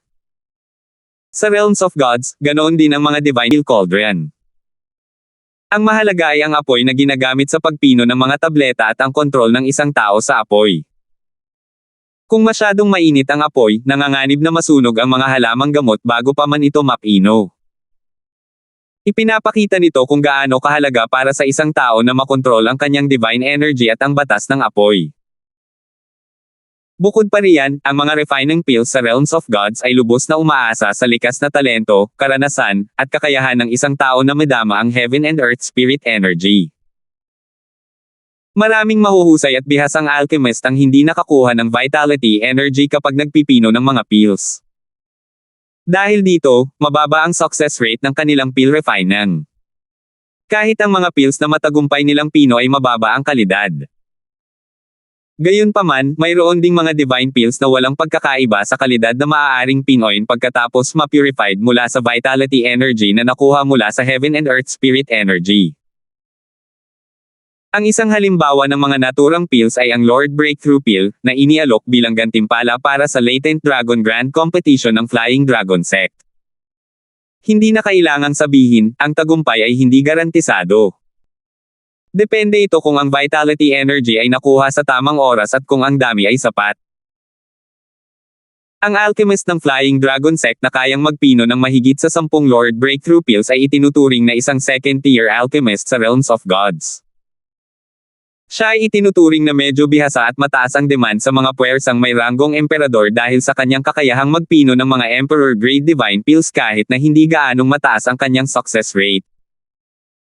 Susubukan kong pinuhin ang pangunahin, pangalawa, at tertiary na mga bal na pildores, naisip ni Alvin sa sarili nang maalala niya ang 3 table task na nakuha niya noong subasta ng angkan ng Blackwell sa Skywind City. Nagawa niyang malampasan ang bid ni Miguel, ang ika-4 na master ng angkan ng Song. Noong panahong iyon, kara-rating lang niya sa lupain ng malalim na enerhiya. Ang 3 banal na pildores ay lubos na nagpapalakas sa kanyang cultivation noong panahong iyon. Napagpasyahan niyang pinuhin ang 3 table task dahil mayroon siyang lahat ng kinakailangang mga halamang gamot sa spatial ring ni Harold. Isa bang alchemist si Harold? Tanong ni Alvin sa loob-loob niya. Tama ang haka-haka ni Alvin. Si Tyson Kane, ang Inner Elder mula sa Flying Dragon Sect, ay nagkagusto kay Harold hindi lamang dahil sa talento ni Harold sa cultivation, kundi dahil din sa talento ni Harold sa alchemy. Bagamat isa lamang si Harold na isang advanced god, kayanan niyang pinuhin ang mga ordinaryong king-grade divine pills. Ang mga divine pills ng parehong grado ay hinati pa sa iba't ibang antas. Halimbawa, ang Lord Breakthrough Divine Pill na kayang alisin ang bottleneck na kinakaharap ng mga advanced King of Gods bago maging rudimentary Lords of Gods ay isang pambihirang Lord Grade Divine Pill. Dahil dito, isa ito sa mga pinaka-inaasam-asam na top Lord Grade Divine Pills ng mga King of Gods. Ang alchemist na iyon mula sa Flying Dragon Sect ay tiyak na isang Lord Rank Divine Alchemist dahil kaya niyang pinuhin ang mga top Lord Grade Divine Pills. Gayunpaman, hindi lahat ng Lord Rank Divine Alchemist ay pantay-pantay. Ang mga hindi mahuhusay ay may mababang success rate kaya nakakagulat ang dami ng kanilang nasasayang na gamit. Para naman sa mga may mataas na talento, ang kanilang success rate ay medyo mataas at matatag. Bukod dito, ang kanilang success rate sa pagpino ng mga low-grade divine pills ay mas mataas pa. Kung hindi ako nagkakamali, ang alchemist na iyon mula sa Flying Dragon Sect ay hindi dapat maging sobrang talento. Ang haka-haka ni Alvin ay batay sa kakayahan ng Flying Dragon Sect na makagawa ng napakaraming Lord Breakthrough Divine Pills sa loob ng 100 taon. Sa Realms of Gods, ang mga banal na alchemist na nirerango sa pababang pagkakasunod-sunod ay ang mga sumusunod, mga banal na alchemist na may pinakamataas na rango, mga banal na alchemist na may pinakamataas na rango, mga banal na alchemist na may pinakamataas na rango, mga banal na alchemist na may pinakamataas na rango, mga banal na alchemist na may pinakamataas na rango, at mga banal na alchemist na may pinakamataas na rango ng Diyos. Ipinagpalagay din ni Alvin na si Harold ay isang alchemist na nasa rango ng Diyos. Subukan nating pagandahin ang mga tableta. Sa Realms of Gods, ang mga sangkap ng Pildores ay hindi itinatago ng lihim dahil hindi lahat ay kayang pinuhin ang mga divine pills. Bukod dito, kahit alam ng isang tao ang mga sangkap, nang hindi alam ang mga pamamaraan, hindi niya magagawang pinuhin ang mga divine pills. Kung mas mataas ang grado ng divine pills, mas magiging mahigpit ang mga kinakailangan sa mga teknik. Ang primary, secondary, at tertiary divine pills ay mga God-grade divine pills. Dahil karaniwan ang mga ito sa Realms of Gods, hindi lingid sa kaalaman ang mga sangkap at pamamaraan para mapino ang mga ito. Bagamat medyo madali itong pinoy ng mga dissenting God-rank divine alchemist, mahalaga ang bawat hakbang. Kung hindi, mabibigo rin ang pill refinement. Nang gamitin ni Alvin ang batas ng kahoy upang pinuhin ang tatlong banal na Pildores, biglang sumabog ang kaldero bago pa man mabuo ang mga table tasks, na nasayang ang mga halamang gamot. Bumagsak ako. Dahil ba wala akong talento para maging isang divine alchemist? Medyo nadismaya si Alvin habang tinitingnan ang mga nasayang at nasusunog na halaman. Kung narinig ng ibang divine alchemist ang mga sinabi ni Alvin, malamang ay ipinikit na nila ang kanilang mga mata. Tutal, ang mga baguhang divine alchemist na matagumpay na nakapagpino ng tatlong divine pills sa kanilang unang pagsubok ay kasing bibihira ng balahibo ng Phoenix sa Realms of Gods. 3,749. Medyo nalungkot si Alvin na hindi niya napino ang primary, secondary, at tertiary divine pills dahil ang mga ito ay mga God-grade divine pills lamang. Bukod dito, nabasa niya ang binagong pamamaraan upang pinuhin ang mga ito mula sa isa sa mga talaan sa library ng angkan ng Langston. Nakalista ng detalyado ang bawat hakbang sa pamamaraan, ngunit nabigo pa rin siya. Kaya naman, siya ay nadismaya at nalungkot. Subukan natin ulit. Mayroon pa akong sapat na mga halamang gamot para gawin iyon. Kung mabaygo ako, magpapahinga muna ako. Siguro, wala lang akong talento para maging isang divine alchemist. Sinubukan ni Alvin na pinuhin muli ang tatlong tableta sa pangalawang pagkakataon. Mas seryoso pa siya kaysa dati at sinigurado niyang nasunod niya ng eksakto ang mga tagubilin. Naging maingat din siya nang marating niya ang yugto ng paglilinis kung saan siya dati ay nabigo. Karaniwang nabubuo ang mga God-grade divine pills pagkatapos ng refining stage dahil hindi na kailangang linisin ang mga ito gamit ang vitality, energy mula sa heaven and earth spirit energy. Tutal, ang mga God-rank Divine Alchemist ay walang kakayahang kumuha ng Vitality Energy mula sa Heaven and Earth Spirit Energy. Hindi tulad ng Divine Pills na may mas mataas na grado, ang success rate ng pagpino ng mga God-grade Divine Pills ay medyo mataas dahil hindi na kailangan ang purification stage. Dapat ko ba silang linisin?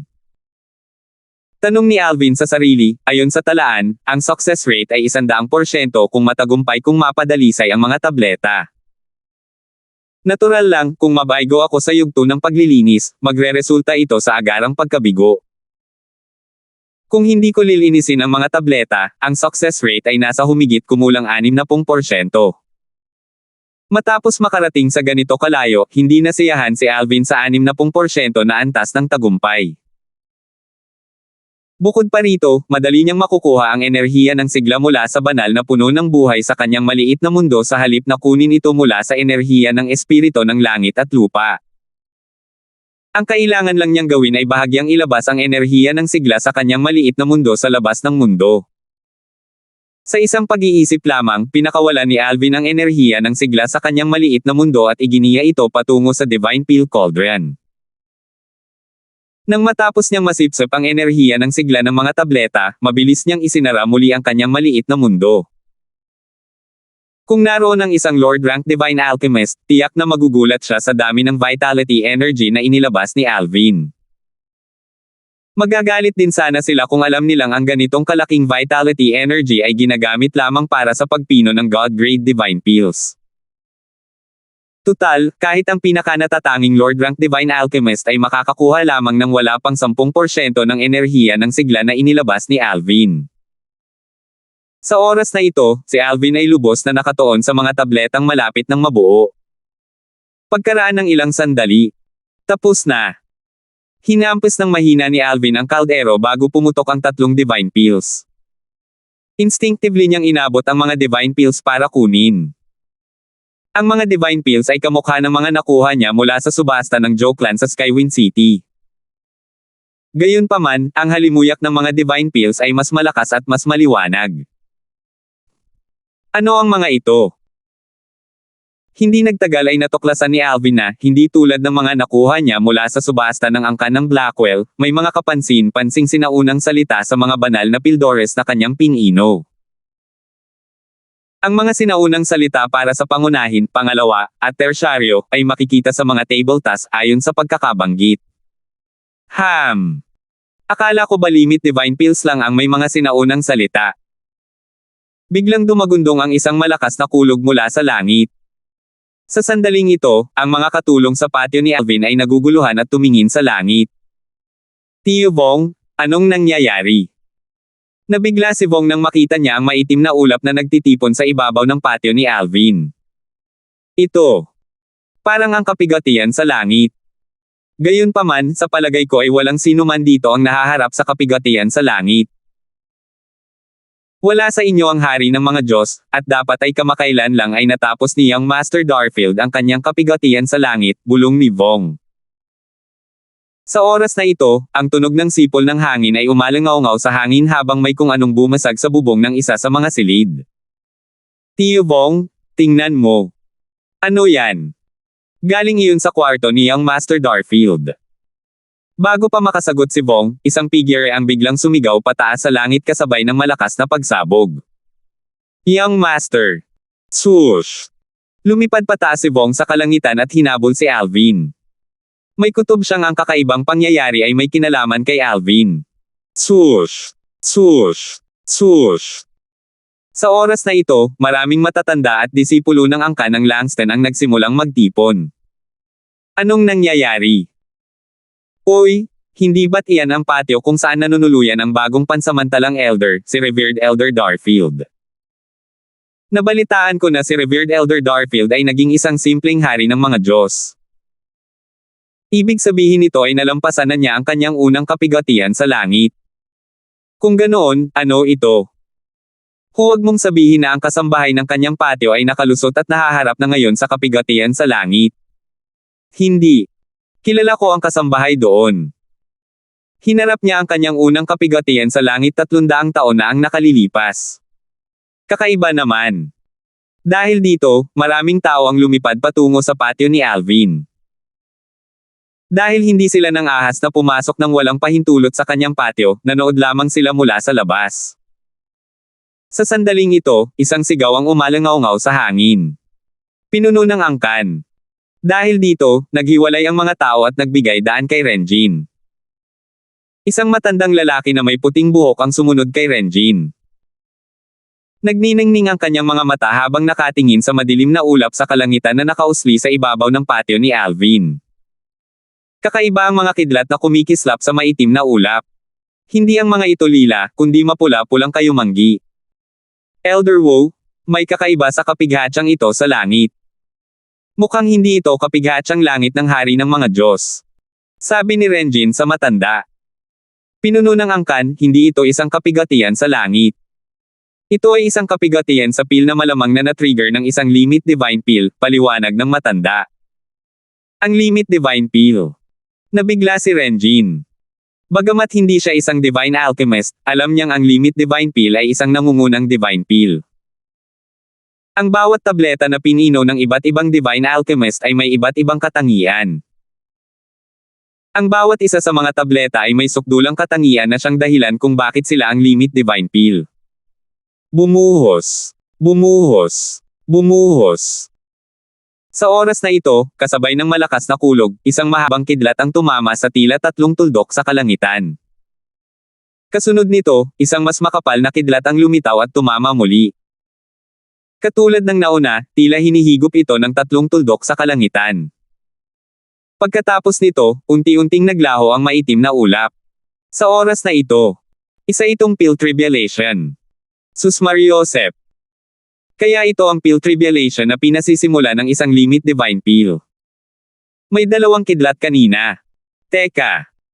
Ang 3 tuldok na iyan ba ang pangunahin, pangalawa, at tertiary divine pils? Hindi naman kulang sa mga taong may kaalaman sa angkan ng Langston. Hindi nagtagal bago nila naunawaan kung ano ang nangyayari kahit na hindi pa nila naranasan ang ganitong bagay bago pa man ang Alvin. Sa kalangitan, kakatabi lang ni Alvin ng mga divine pils nang marinig niya si Renjin na tinatawag siya. Bigla siyang lumingon at nakita si Renjin at isang matandang lalaki. Leader ng angkan, bati ni Alvin kay Renjin. Nagulat siya nang matuklasan niyang maraming tao ang nagtipon malapit sa kanyang patio.